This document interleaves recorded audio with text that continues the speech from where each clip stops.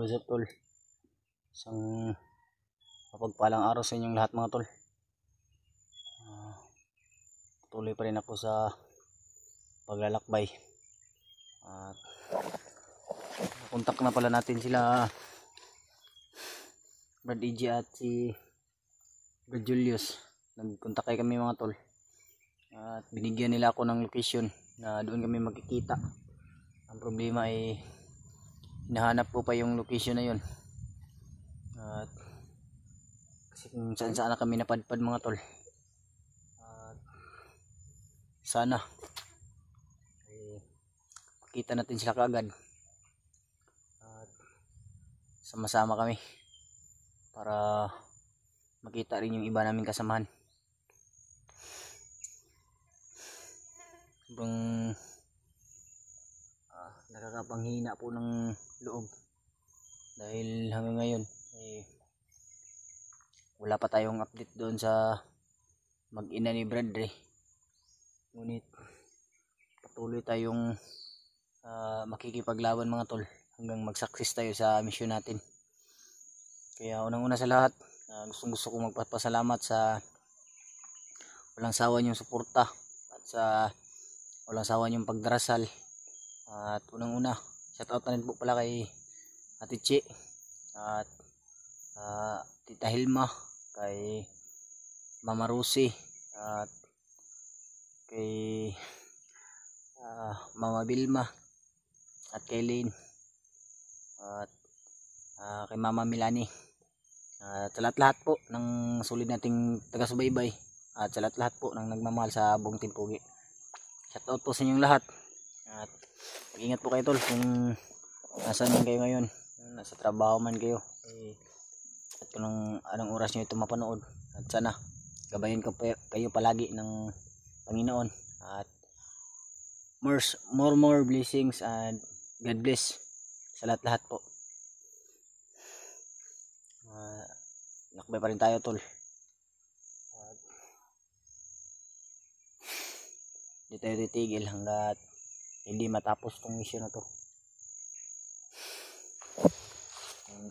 Pagbihis ako tuloy kaagaw ako ng nagaw ko ng damit sa mga bandido kasi may mga bandido to na nakita ko nagdala ng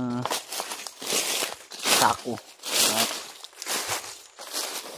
nilagyan nila ng mga damit na inilagay at nakakuha ako ng mga damit at dito ko na nilagay sa bag ko.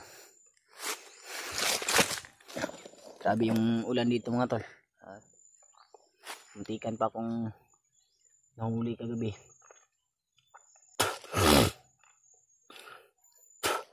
Nakita rin pala natin yung upload nila Kuya Bads mga tol ay yung bandido nila na nahuli ay isa na lang at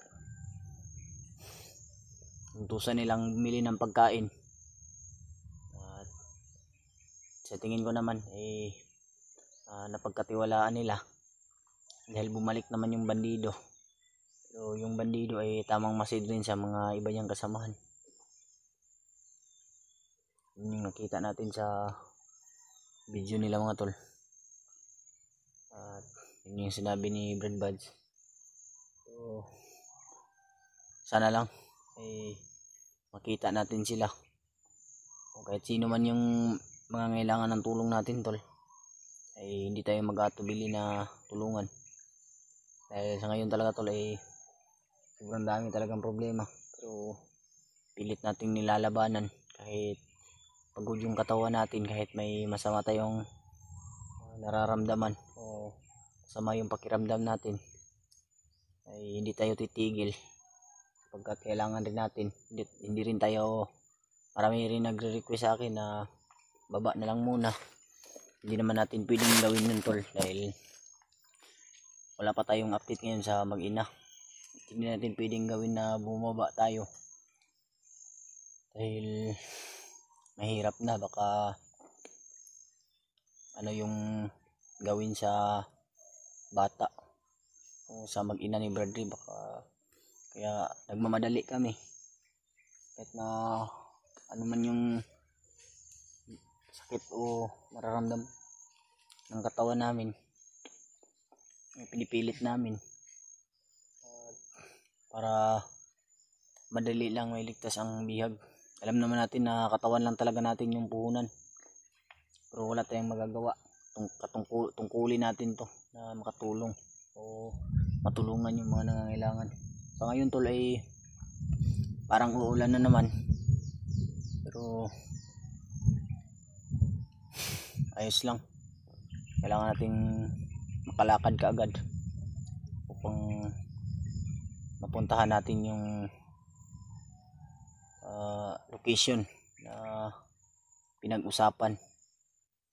Kaya tuloy tayo tol, hindi tayo susuko sa anumang hamon ng ating buhay, kahit na dadaanan man tayo na mga nararamdaman na minsan hindi na kinakaya ng katawan, pero pinipilit pa din dahil inaalala ko rin yung pamilya ni Bradley, kasi kasamahan natin yun, hindi naman pwede na pabayaan natin. Kaya samahan nyo ako tol sa paglalakbay natin, at panalangin nyo po na sana ay magkita-kita kami na ligtas at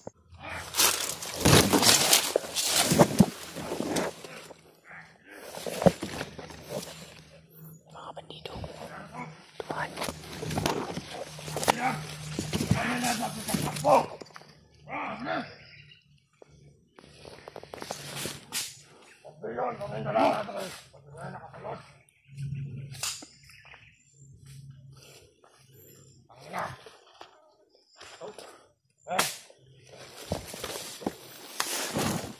Mabiyag daw.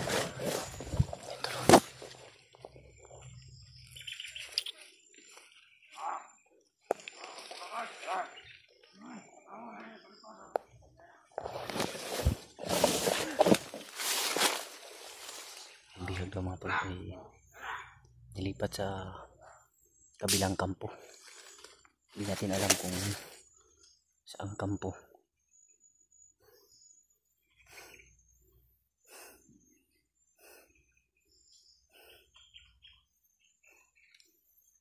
Kailangan natin mahanap kaagad sila mga Bradley para sabihan natin sila na, at makontak natin sila Bradley mamaya. Kung magkita man kami nila EJ ay sabihan ko sila Bradley na, o sasabihin ko sila EJ na kontakin namin sila Bradley upang masabi sa kanila na yung bihag ay lipat daw sa kabilang kampo, pero hindi ko alam to kung saan kampo. Wala naman silang nabanggit.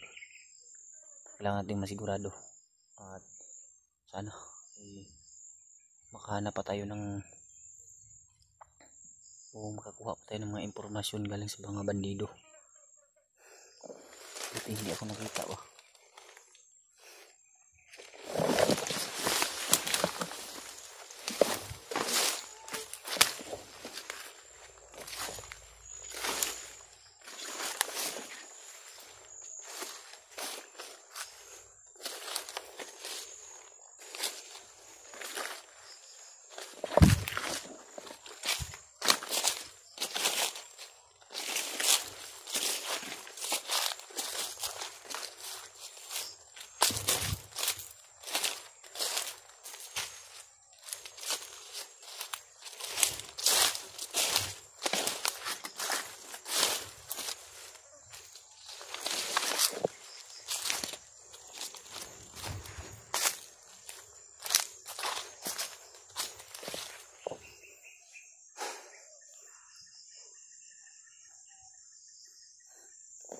So, manap to.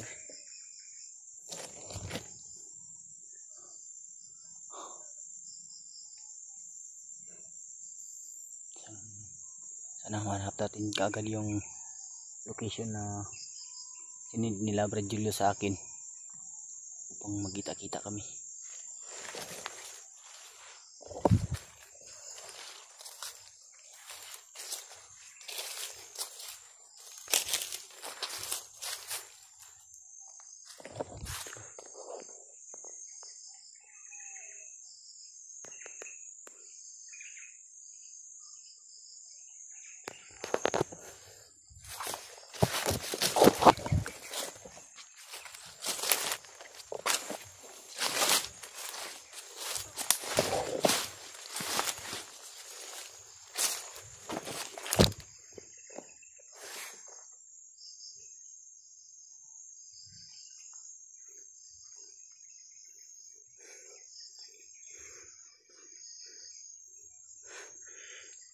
amoy ukay pa yung damit ba, amoy bago, parang nasuot na ito pero binibinta lang. Yung mga nakikita natin sa market mga tol, yung mga binibinta, yung tambak-tambak na binibinta, mura lang binibinta. Buti ay nakaagaw tayo, hindi tayo mahalata. Bandido ba tayo o vlogger, maliban lang kung makikita nila yung kamera natin.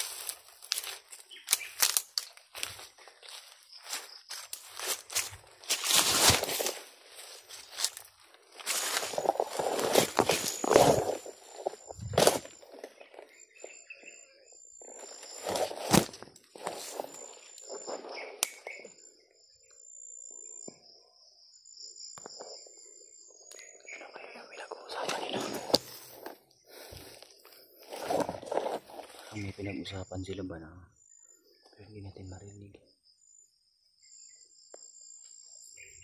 Kakapangin natin yan.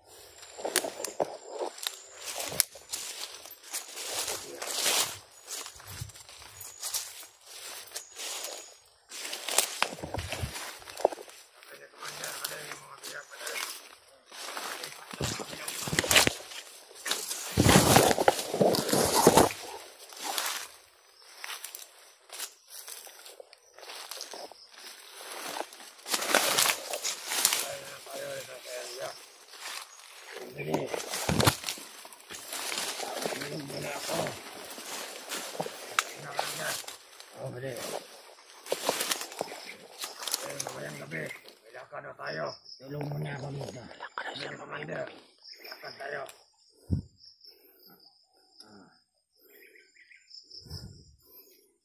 Kaya na tayo, mission. Mamaya. Pakinggan natin yung usapan nila.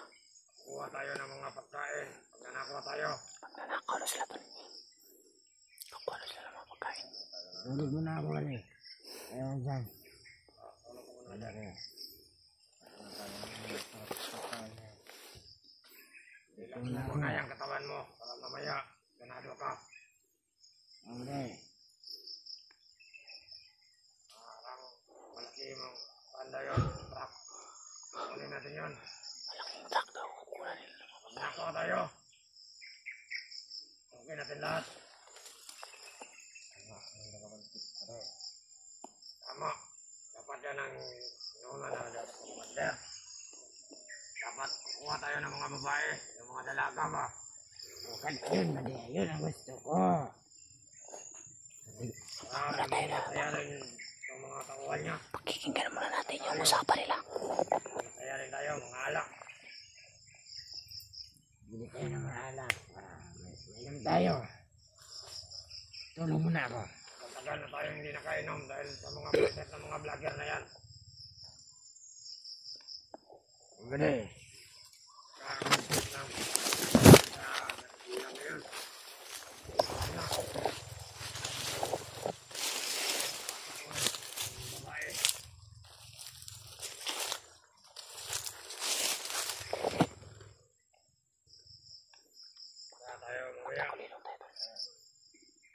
Inom tayo. Marami tayong makuha. Pagkain may mga checks. Dapat may checks tayo makuha.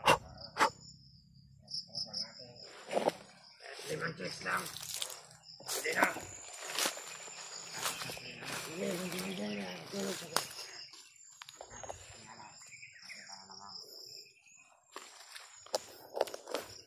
Iiling mo na ako. Iiling mo na ako. Tulog na ako dito, bre.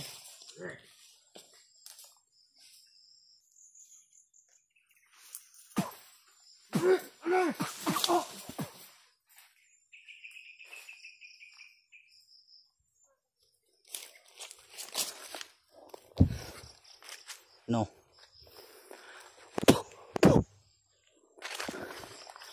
Ayop kayo ah. Gaano pa kayo magnakaw ah.